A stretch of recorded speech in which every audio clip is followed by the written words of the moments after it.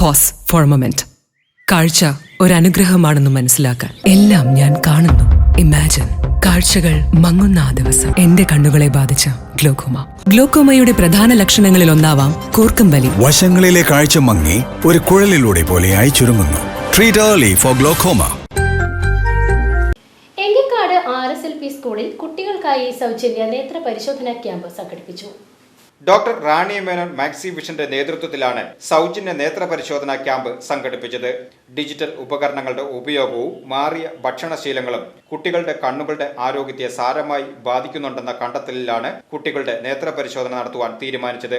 2025-26 അധ്യയന വർഷത്തിൽ കുട്ടികൾക്ക് ബോധവൽക്കരണം നടത്തിക്കൊണ്ടിരിക്കുന്ന പൊതുവിഷയങ്ങളിൽ ഡിജിറ്റൽ അച്ചടക്കം എന്ന വിഷയത്തിൽ കുട്ടികൾക്ക് ബോധവൽക്കരണവും നടത്തി.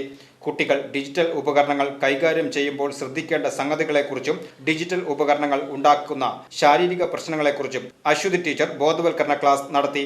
1ാം ക്ലാസ് മുതൽ 4ാം ക്ലാസ് വരെയുള്ള മുഴുവൻ കുട്ടിയുടെ കണ്ണുകളും പരിശോധിച്ചു. കാഴ്ച വൈകല്യങ്ങൾ കുട്ടികളിൽ പൊതുവെ കുറവായിരുന്നു.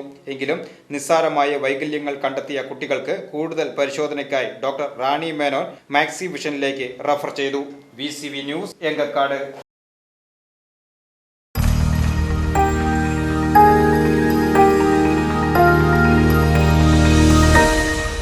You are watching VCV News.